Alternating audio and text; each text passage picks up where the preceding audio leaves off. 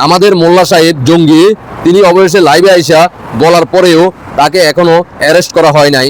মানে তিনি যাদের কথা বলতেছেন, হাসনাত আবদুল্লাহ থেকে শুরু করে কালামাগুর সার্জিস থেকে শুরু করে এনসিবি লাগালাগি পার্টি জারাবাবি থেকে শুরু করে শিবিরের নেতাকর্মীরা যাদের পরামর্শে তারা এই কাজগুলো করছে, ডেলি স্টার থেকে প্রথম আলো হিন্দু ভাইকে জীবন্ত পুড়িয়ে ফেলা যে কাজগুলো করছে, তিনি নিজে স্বীকার করতেছে তাদের পরামর্শে তারা এই কাজ করছে।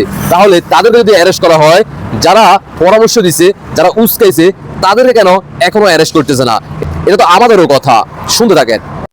আমাকে গ্রেফতার করেন, আমাকে গ্রেফতার করেন, আমি দোষ স্বীকার করব। আমি দোষ স্বীকার করে 164 ধারা জবানবন্দি দেব, এবং সাথে ওই যারা যারা যারা উস্কানি দিছে, যাদের পোস্ট দেখে আমরাও পোস্ট দিছি, এই সাদিকুর রহমান খানের পোস্ট দেখে আমরা দিছি, সার্জিস আলমের পোস্ট দেখে আমরা দিছি, এই যে নাসিরউদ্দিন পাটোয়ারির পোস্ট দেখে আমরাও পোস্ট দিছি। এখন সাধারণ মানুষকে গ্রেফতার করবেন, আমাদের কেন করবেন না? আর আমাদের যদি করেন, নাসিরউদ্দিন পাটোয়ারি কেন বাদ যাবে? সার্জিস আলম কেন বাদ যাবে? শিবিরের নেতারা কেন বাদ যাবে? কেন? বাংলাদেশ মগের মূল্য পাইছেন, তাই না?